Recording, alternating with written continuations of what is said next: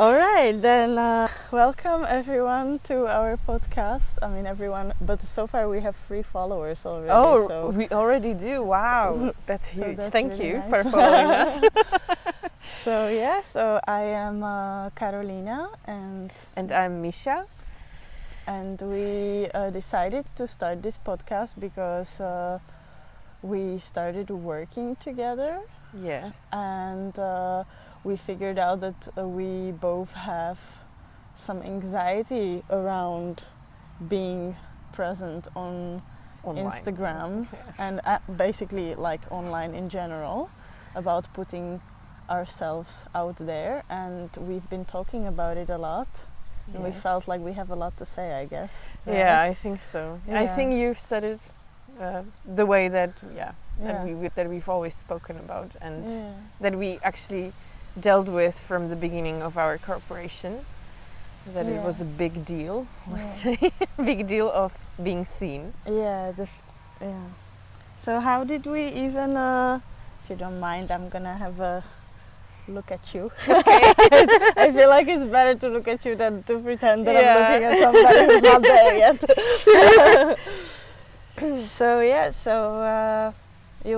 Do you wanna say how we started like talking to each other in the first place? Because we are like high school friends. Yes. But we haven't really been friends that much. I've been friends with your sister. Yes, I've always considered you as a friend of my sister. Yeah. Now it's funny that we talk much more than you do to my sister. That's life, right? Yeah. That's how it goes. Yeah, exactly. So I felt it was. Maybe I will start with how it all started for me. Yeah, sure. Go ahead. And it started with my sister, to be honest, because she sent me your post on it was LinkedIn.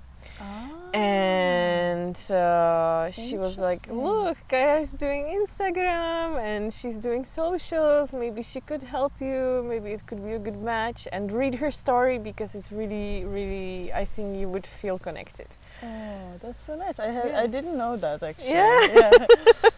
Yeah, I think I just dropped some bits but didn't speak about it into depth. Yeah, exactly.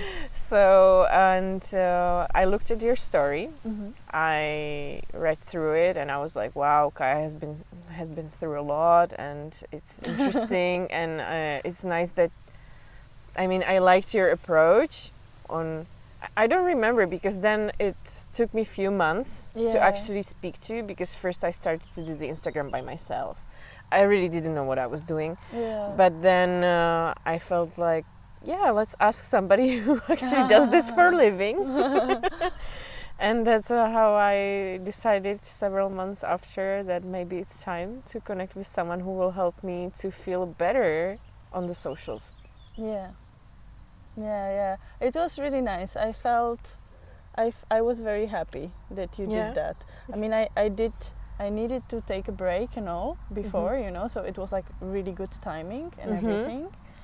I mean, actually, that's probably why I started, posting on LinkedIn, because like I was like kind of trying to promote myself in a way, but like LinkedIn, it's just it's my least favorite social media platform. It's a pain.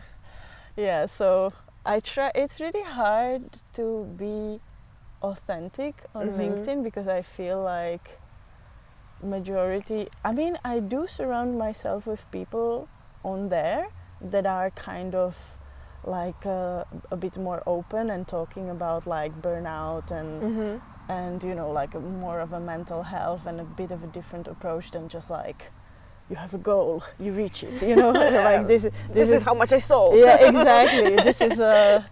This is what my life circumstances taught me about B2B or whatever. I'm just like really allergic to that, and so it is a bit different, I guess. But it's still, I was still scared of being judged, which is generally, I guess, the topic of social media, the fear of being judged.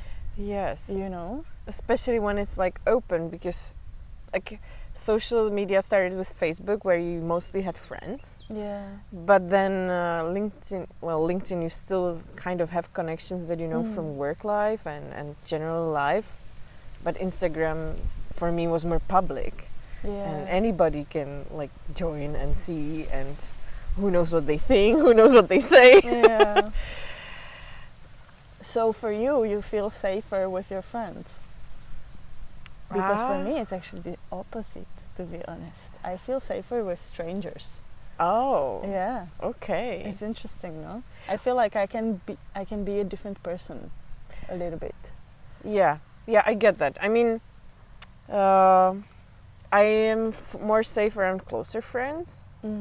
To those who I actually am in touch with, which Facebook is not always the case, to be honest. Sorry, I'm just... Yeah. This is giving me a... anxiety. Yeah, so... yeah, you're right. I mean, but I kind of selected through Facebook through just people that I regularly more meet than not meet, so... Although that's not true anymore it's either, but let's not go into depth. Okay. Yeah, I'm more anxious about complete strangers. But it's true that for some people I'm like, yeah, well, they knew me in a different era of my life. And now I'm really like, I've been through a lot of stuff and soul searching and self improvement and stuff. So I would say I'm a bit of a different person than I used to be. So yeah, it's actually... So shall we like talk a little bit about who you are and what you've been through and who I am and what I've been through? Yeah, because maybe. I think, people don't know who we are. Yeah. This will be a very chaotic podcast. Yeah. It's okay. But we're just trying, so... And who knows what's gonna happen. So you contacted me as a life coach, right? Yes. Which you, like, as this profession, you need to promote yourself on social media to reach people, to let them know that you do this thing. And what's my approach and how I function. Yes. Yeah, exactly. So this is how we started. And how did you, do you want to... I don't know where to start, honestly. It's a whole... Yeah, well, let's just brainstorm. Because now you don't feel like doing it that much, right? Or how is your approach to it now? I mean, you still are a life coach, you still are helping people. Yes. But you don't feel like it's your main thing. Am I right? Or... Yeah, that's actually correct. Yeah. I started life coaching long time ago. I think I've been certified like for 6 years or more. And I had some health issues in between, so I was doing it more for friends, and then I got again to like public and to start coaching again like people that I don't know. But to be honest, it's hard to say it. Yeah, it's even hard to say it. Like, I feel like this, especially in the Czech Republic, that this field is not having the best name, let's say. Yeah. And I think you can do a lot of wrong things as a coach, especially like if you are not as experienced. And yeah, I think I'm just no. This is it's okay. Because there's a lot of positive things, right? Like you did feel at some point like it makes a lot of sense, and it does make a lot of sense. I still feel it makes a lot of sense. Yeah, it's just a really difficult field to promote yourself. To promote yourself at, because to prove people that you don't want to hurt them or scam them. Yeah, like that you are actually like that you've been through trainings, that you have experience, that you have coached like hundreds of hours, and it's not just something that you started to do and you call yourself a coach. But I don't want to say like that people do it wrong or stuff. I don't want to make it sound this way, but I feel like the general idea about coaching is wrong, because like everybody is hearing, oh, coach, so you're going to tell me what I should do.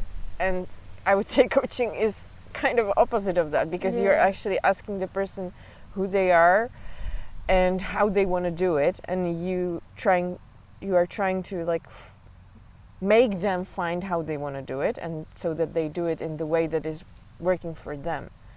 Because I don't really feel like it helps me, it's gonna help you. Yeah, of course. So it's like you're giving them like a mirror, sort of like a reflection of, and asking the right questions and everything. Yeah, and plus it's also time when you actually do make time for yourself and think about stuff differently, and you're speaking to someone who's like not having an idea what your life has been about, and is generally coaches are not judgmental and are supportive in what should like improve your situation, and they can give you a different perspective. Are you not judgmental at all? No, definitely not. I am judgmental sometimes. Yeah, you know, of course we are all. I mean, I would say people in general, it's like human to be judgmental. It's good to have a judgment. I mean, if you see a dangerous person, the judgment can save your life. So it has its place. Yeah. And of course I'm judgmental. But when I actually start to speak to someone and I get into their life and I see what they've been through, that's and you really listen and you take care to understand their point of view. There's like how can you judge something that you haven't been through, that you haven't walked the shoes in that person's life? So you who haven't walked in the maybe that's the key, the understanding, you know, to not be judgmental. Like that's the key that will lead you towards like letting go of the judgment, right? Exactly. So like and like I'm just wondering like who is the right person for coaching, you know, like if I like how do I know if I should start coaching, you know? You like to be a coach or to be coached? To be coached. Okay. How do I know if it's the right thing for me? Because there's like so many things out there, you know, like so many approaches and everything. Yeah. Well, I'd say that first of all, it should interest you a bit, like what it is. And also, like, mostly it's when you're stuck at some point of your life and you feel like you need somebody to push you a bit, like not to push you and do it and you know, be like a teacher and you have to do this and that, but to like kind of enlighten or make easier your way towards some goal you have. And it usually should be in a place where you're not like traumatized, like not working on something very traumatizing.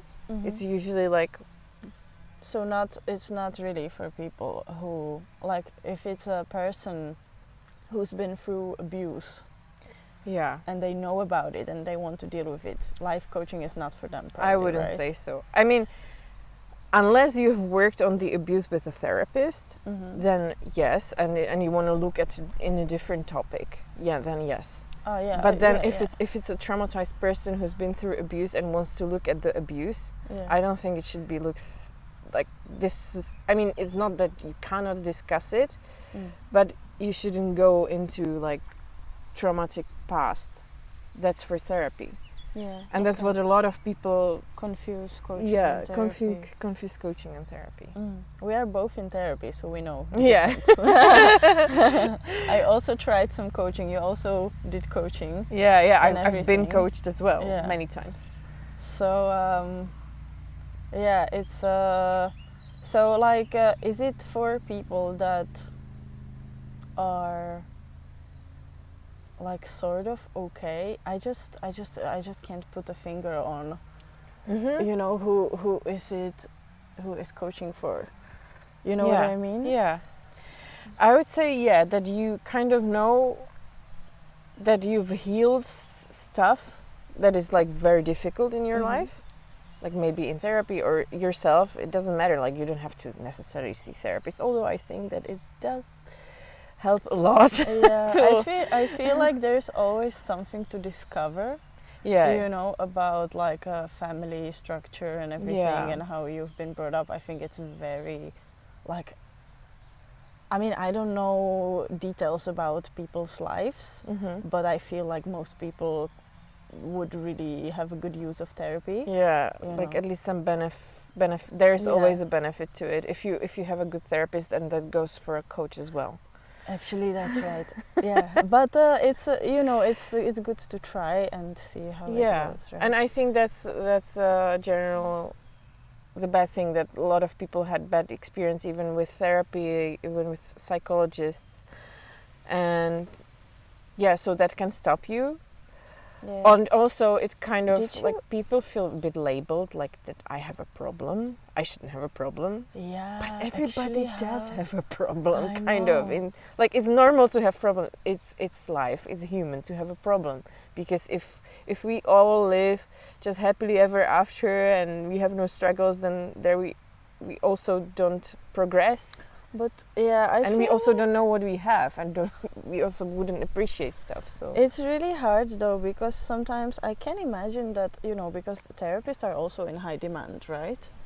And it's like I guess because for me, when I started therapy, I was actually in a really dark place, and I was very like, everybody should try therapy, mental health this, mental health that. But then when I was supposed to make the call to ask, like, I need help, it was like, is it even like that serious?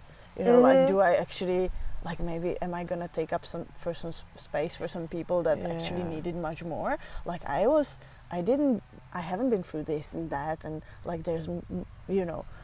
But I felt like at the end of the day, working on myself is kind of only way to like spread more peace, because like if I work on my wounds, I'm less likely to hurt other people, right? So it's like I don't know. Well, I did it, but it was hard. Yeah. It was very hard. Yeah, it is. What was it like for you? For therapy? Yeah, like how did you... Oh, right. Because has it started with your... health issues. Yeah. Oh. Yeah, I think it did. Yeah, mostly. I mean, it was a combination of health issues and general issues and a lot of suppressed stuff for a long time. But the health issues were probably the trigger, which made me actually go and find a therapist. And it was scary. And I think that's a lot of people's questions, like, do I even have a problem big enough to go to therapy? And I think nowadays we kind of know that not, I wouldn't say like kind of any problem is that small not to go.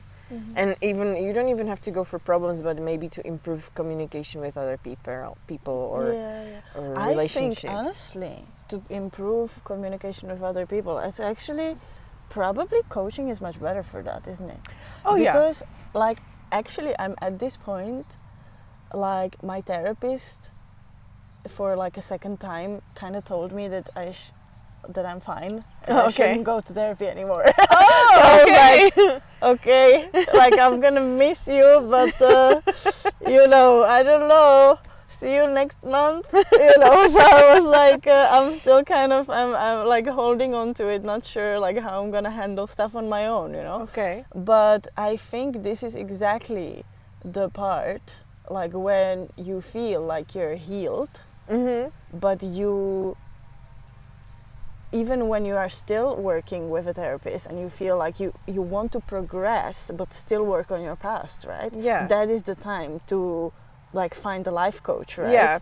That's much more like better place to start with the progress, because you don't have something really big traumatizing holding you back. Yeah. That actually needs to be addressed. Like there has to be a right time for it to address, but that's therapy. Let's not go into that. But yeah, you should be more in a place like that you're not depressed and completely lost in your life. And I mean, you can be lost, I mean, but not like depressed. That's for therapy. So yeah, like you said, communication is really good for coaching. And I would say like all the work things that are happening in a workplace, like you don't know how to organize your time, or you don't know what approach to like use work-wise. Yeah, it doesn't have to be for like if you're just a freelancer, but even at work normally, like sometimes we get distracted by a lot of things and stuff. So sorry, it's just the shadows. I'm like, sometimes I feel like it's falling. So okay. I'm scared, but it's fine. It's all good. Sorry, I interrupted you. It's okay. So yeah, I think in terms of work and some communication, that coaching is really good. Or like getting your stuff more organized, like getting stuff out of your head so that it's more organized, let's say. Because when you talk, like you finally have time to say it out loud to someone who's listening, and even that saying it out loud is what actually is helping. Yeah, it's like makes you realize stuff differently, right? Yeah. I was just thinking, like, because there's like so many thoughts in my head, like which angle shall we talk about now? Because then there is then there is AI, and there is, you know, multiple things. But I wanted to say, because it kind of like struck me, or like came to my head, that I was just thinking, because when I am as a marketer, I always think about what's gonna be the next trend, or what are gonna people want as a product, you know, this and that. And I feel like we are so overwhelmed with so many products. Definitely. That, like, the word I keep hearing, and I feel like is actually a big trend now, is community. Oh yeah. Like people Definitely. miss connections, right?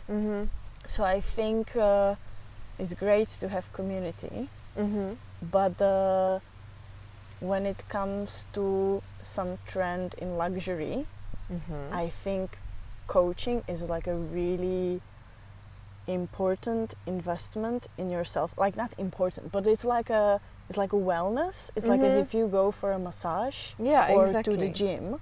Yeah. Like you literally work on yourself, and it makes your life better. And it's it's just like, I guess you also need to be sort of in a place where when you know you can afford it, like when also, you're not in a survival mode, or how to say it. Exactly. Because it's it's not something that you can get like from insurance, or how to you know, exactly. because like it's an investment to yourself. Yeah. And it's a wellness for your mind. Yeah. And maybe I would now switch to actually your field, because like having a marketer is also kind of investment into your mind wellness, to be honest. So how do you see your field and how you work? Yeah, that's a good question. I like working on just like a couple of projects max. Recently I've been doing this, like working with smaller creators or people who want to be more in charge of their own Instagram, or, you know, some social media platforms. And just in general, it's unless it's product based, you have to work a lot on the theme of being seen. Yeah. You know, so it's like just like putting yourself out there. If you, in general, even for me as a marketer, I understand that, because now I am like I do advertising on like Meta, right? And like other platforms. And when you do only this technical part, it's very easy. But when you're supposed to make content, is what you can relate to as well, is like you put yourself out there, so it's like a whole different level of intimacy with the audience, right? So entrepreneurs that provide services are so much more vulnerable than people who sell products. But I do feel like the service-based, like now there is so much, so many products. Yeah. You know, that it's like it's hard to compete, like with, you know, most people consume cheap things that are like, this is not something I would like to go in the direction of. I would much rather, also with AI and how everything is turned into artificiality, I think people are gonna really miss the connection and everything. So it's cool to help people be more themselves on social media and show who they are, because that's the way to attract the right kind of thing for you. Yeah. But it's not easy. I actually have my personal experience that you made me actually realize how to use what I am and who I am as a benefit, and to show it, and not to, you know, attract by trying to look like someone else, but trying to and explain to me that you really want to behave and be like you are, because that's what kind of like what that's what you want to attract as well. Also, like in life in general, I think that's also partially what's coaching about, right? Because definitely you want to, there is so much like pressure from everything, from your parents, from the society, from what we learned at school, like you should be, you know, you should be rich, you should be attractive, you should you know, like you should have the house and kids and exactly. And it's like I don't know, everybody has different priorities, right? Even like even money is like replaceable in a way. Like I know, for instance, I've been spending a lot of time in London. Now I'm moving to the UK, but like before that I've been spending a lot of time with my friend Monica, and she's volunteering as a, you know, there's this app Olio where people put like food waste, like the companies and everything, and I realized there is so much abundance, and you know, like it is replaceable. Money is replaceable. It's different when it happens for people in crisis and they have no other option, of course.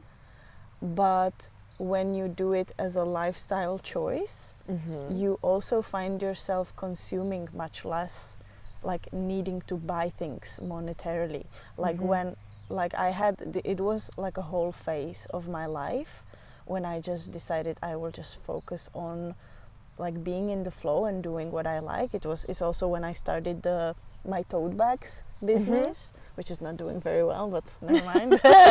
But it was a passion, and it was very healing experience for me. And I literally, like in that year, I really hardly ever bought anything. You know, it's like and now that I'm working again, I rather spend money than go through the hustle to like get something for free, or like have the discomfort of not having it. You know, and there's always a fine line. There's always like something it's kind of replaceable, but I don't know where I was going with this anyway. Like I think we were talking about that there are so many products. And with the service, like that you're now, if I understood correctly, you're now focusing more on people who provide service than people who provide products? Well, even people who provide products, if you don't want to have it product based as useful product that's cheapest on the market, you need to build loyalty. Exactly. And you need to build connection with people. And with the amount of AI generated stuff and everything, when you don't have the relationship with your audience, it's really hard to, you know, build some loyalty. So everything seems to be focused on community. You know, so you really want for people to feel like they have space where they, I don't know, they can like express their little quirk.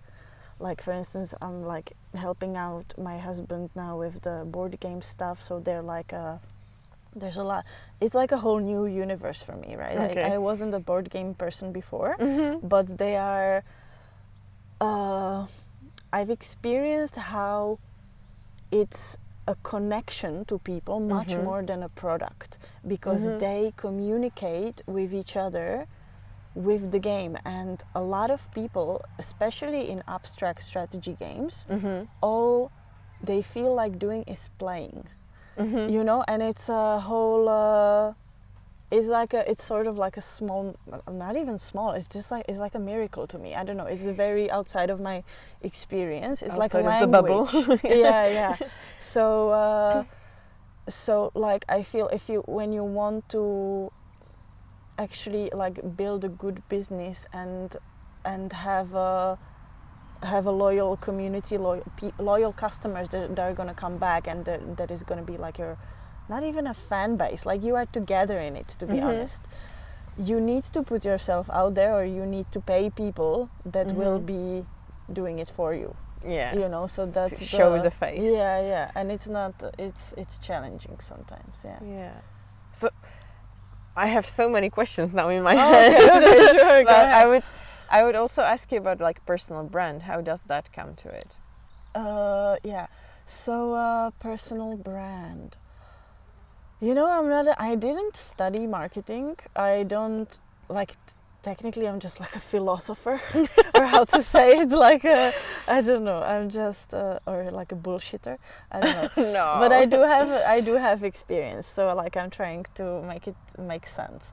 But I also like work now. I just started working with a fashion designer, which is like my main, like what I studied as well. Mm-hmm. And that's another field where I feel fashion is so like overwhelming. There's so many products that are also like, the ethics of the whole industry is like horrible, right? But like people need products that are useful and everything, and it's like a whole different thing. But what he does is he's more of an artist, and the personal brand is very important, and also the like a building loyalty thing. And you like, I think, because we just started, so we haven't done much. The brand is called Critter, by the way. Look it up. So we just started, and like, you know, because there's all kinds of people in the world, right? And I felt, which I think is really also sad for like marketers in general, that there is a lot of gatekeeping and feeling of competition. Like I shouldn't tell people how I did this campaign because they're gonna copy it and they're gonna like beat me or something. Like technically there is a lot of competition, like you need to compete with the product to sell the most, right? Technically it is true, but I think the most ethical way to do it is to show most authentically what the product really is, and help it reach the people that really need it. Doesn't matter if it's for practical reasons or for self-expression with fashion, or for like satisfying some sort of a childhood dream. Like it can be a toy, it can be like a lingerie, it can be, you know, whatever, you know, like whatever you need to satisfy your need, right? So that's what I think marketing should be about, and there should be this sort of, I've never been in any community around marketers. Maybe I can change that, I don't know. Let me know if there's something like that. But yeah, so I feel like it would be nice to support each other in a way, like I don't know, does it make any sense? You know what I mean? Yeah, like that.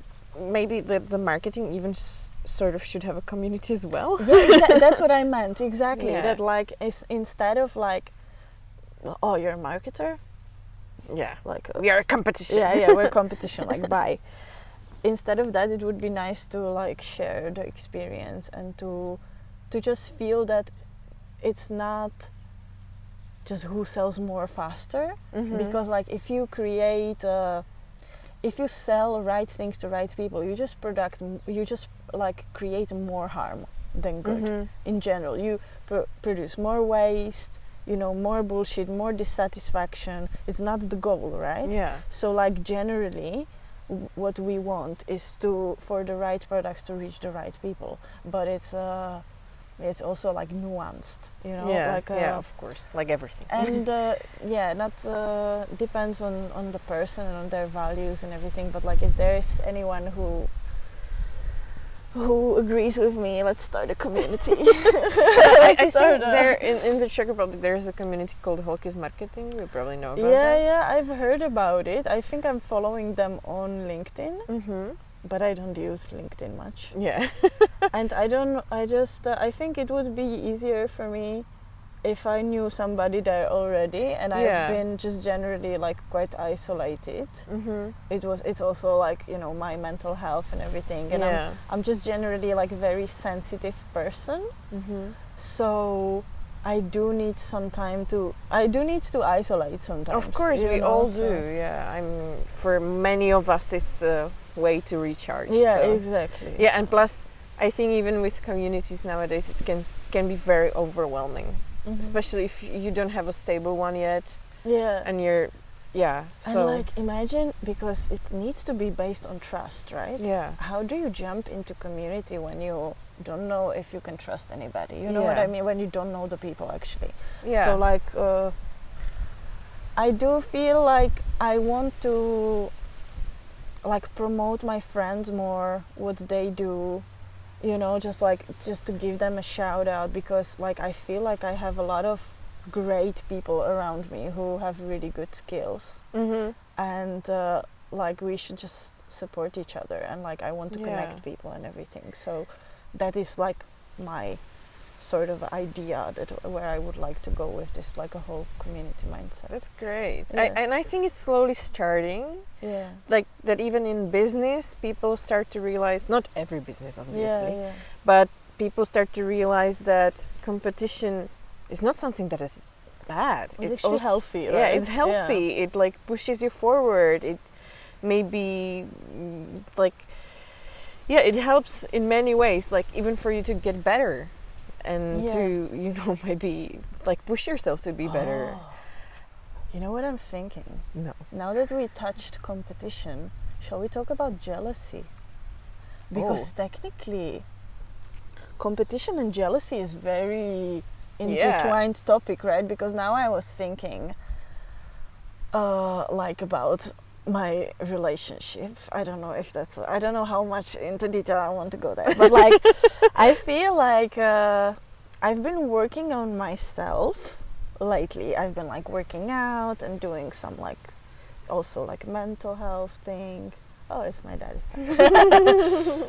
But I realized now that you said that what motivates me is the competition I kind of have in other women.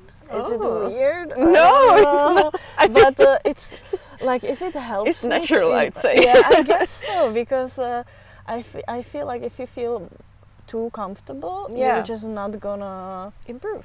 Yeah, like progress and like do your best. And I want to be healthy. I want to feel sexy. I want to feel like, you know, like I'm attractive and like I have something to offer in general. Plus, and it's not just it's not just by the jealousy that you do it. You also want to be, but it can help. Yeah, but it's exactly. So maybe like there is like it's generally like unpleasant feeling. I know that he's not doing it on purpose, but like just the thought of having a competition in other women is something that actually motivates me. You know, to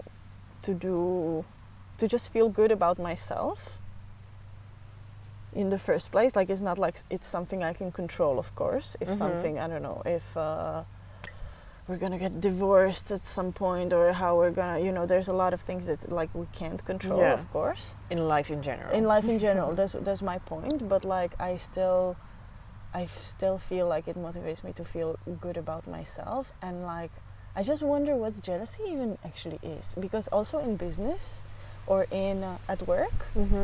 Like I am also jealous of people, of course, like of people that have my dream job, or like what I think is my dream job sometimes, or you know, further. Like, of people who started with me and are doing something that I can't seem to reach. You know what I mean? Exactly. Or are the same age or younger. Yeah, they're much further. Oh my God. Yeah.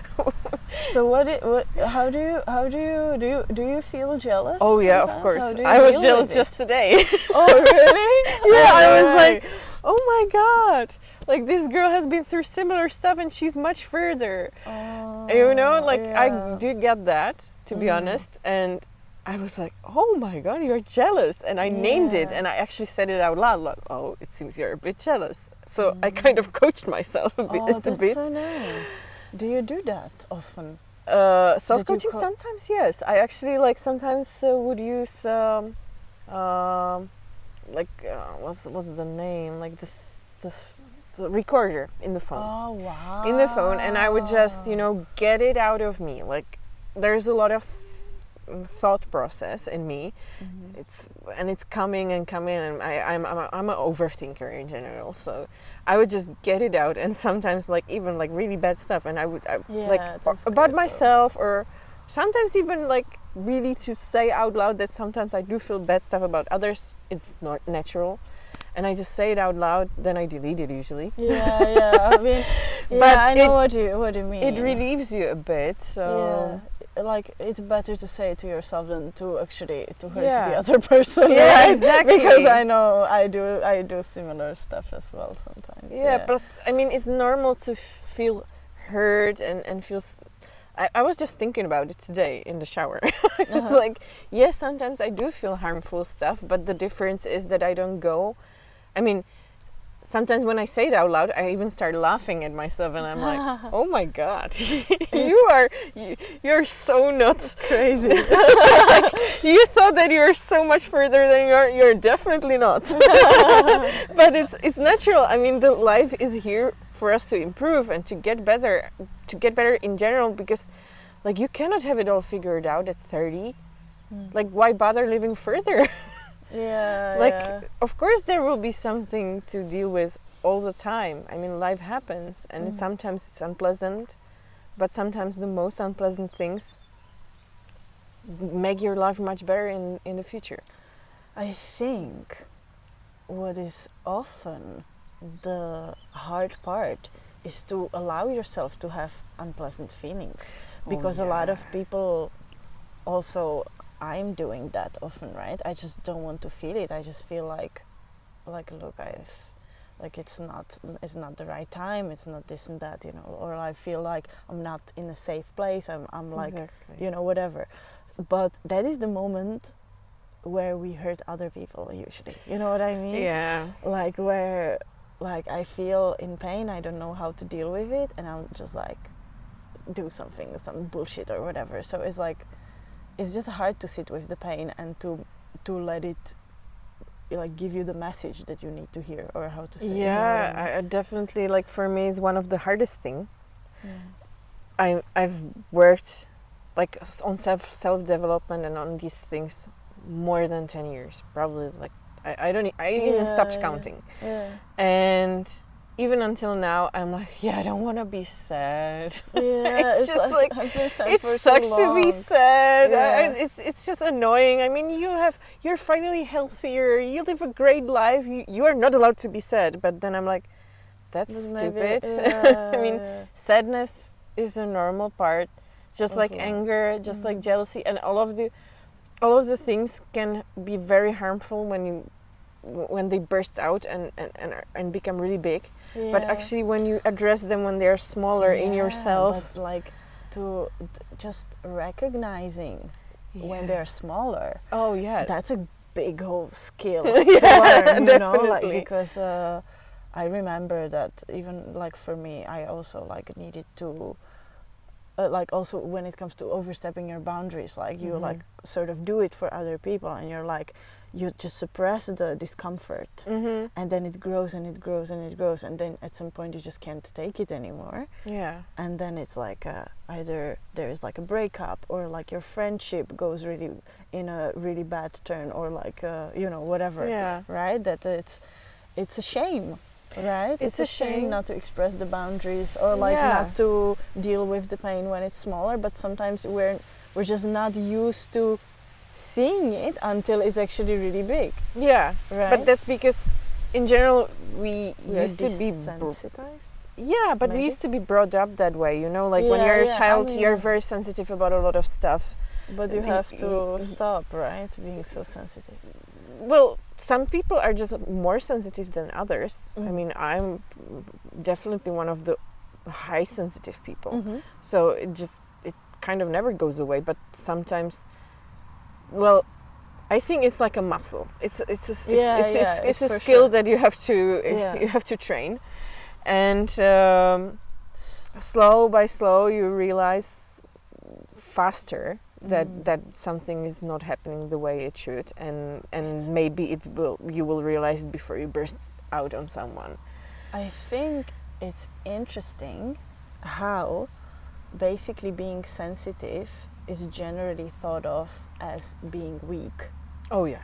But actually when you cannot be sensitive to yourself, or like to have an instinct about other people's feelings or something, you actually like lose a lot of power, because like, do you think it's stronger to build up emotion in the background and then burst out somewhere?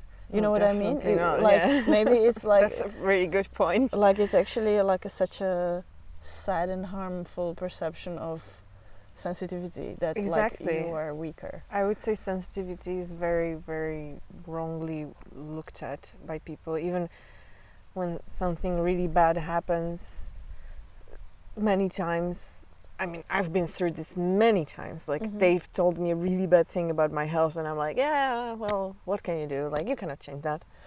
And I would just, that's my first reaction. I just shut it out for me, and just, you know, go away, stop the tears and everything. Oh my God. And then, like, a day later, I'm like, oops.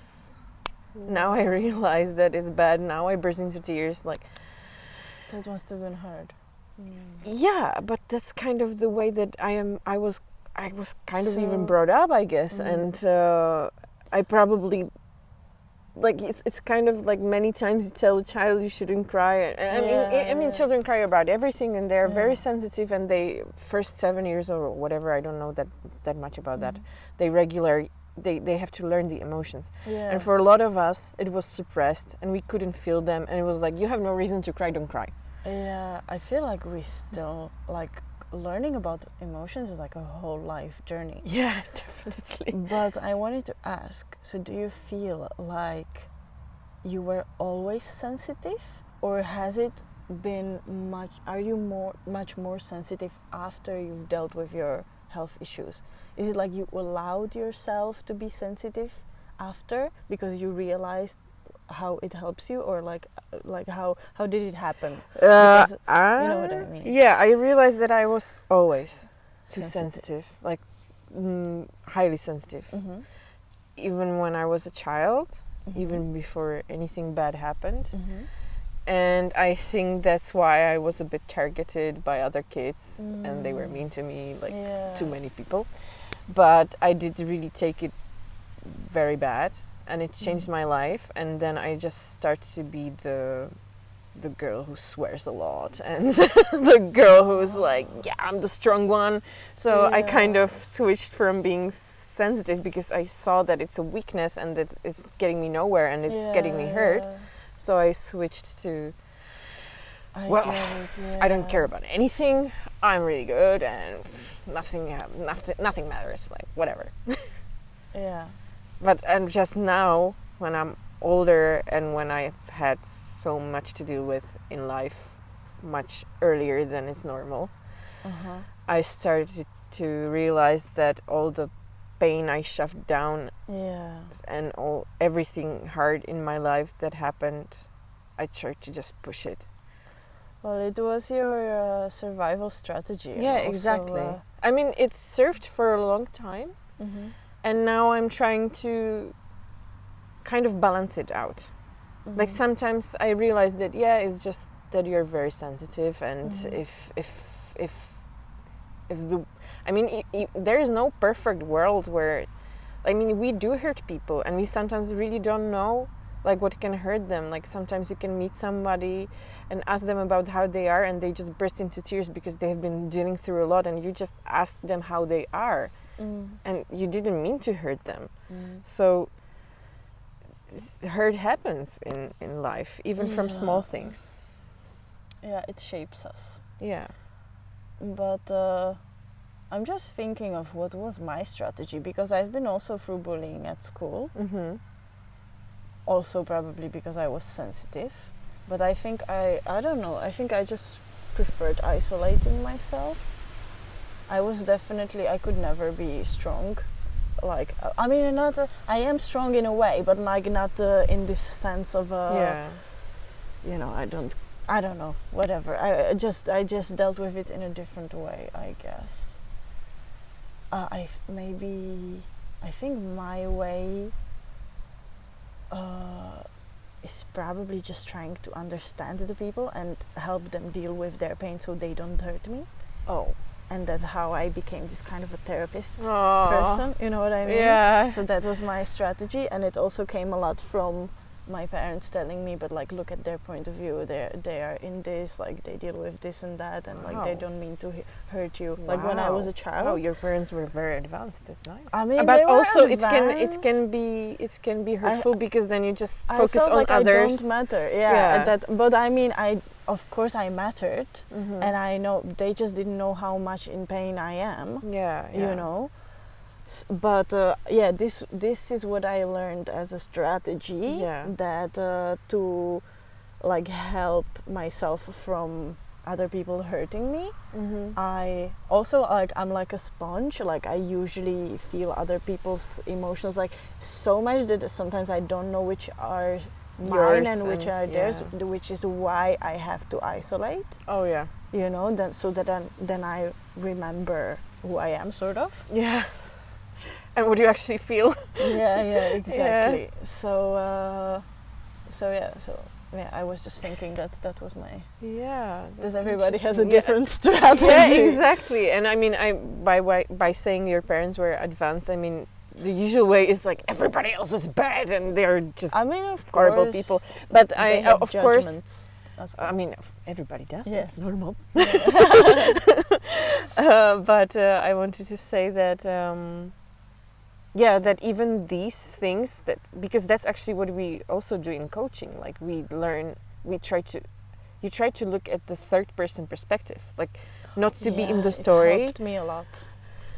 So it can be helpful what you were doing, like looking at that the people don't mean it that way, which I do believe that people in general are not that bad. They're not as we bad. Take They're just like trying to deal with themselves. Yeah, they're just, usually, unless you're like a psychopath, right? Yeah, there is like my psychologist friend would tell me, like there are bad people. Yeah, because of course they don't know are. any other way. Like they're just too damaged, let's say, But it all comes from like hurt and stuff. Yeah, exactly. Which it's not an excuse for them to be bad, but it's good to also have an idea of that not everybody is really bad, and most people are. They're not trying to hurt you; they're just trying to protect themselves. And stuff. Exactly. But it can become. It can get to the point. It can get to the point where you actually suppress yourself too much, and that happened many times to me as well. Later on, when I realized that being just swearing and too strong is not the way, then it was more of excusing others. But it's a balance. You have to balance everything out, even like things that. There is a nice coaching exercise where you actually realize that if you were 100% of times empathetic to everyone, it's just not gonna work for you. Yeah, Like, you're gonna die. yeah. So, I mean, empathy is nice, but you cannot. Even that can be overdone. Yeah, So. yeah. I know. So yeah, next time we will do it differently because we will be in different places. Yes, I which will is be probably in most the- time how it's gonna be. I will be in the UK and you will be in Czech. Yes. And I'm not sure. We will do a different format, probably in Czech that time, the next time, Yeah. with English subtitles, Yeah. so that we can reach both of the audiences. And Yeah. my mom is happy as well because she cannot speak English that well. Exactly. We're doing it for mommies as well. Okay. So, Okay. thank you Thank for you. listening. See you next time. Bye Bye. bye.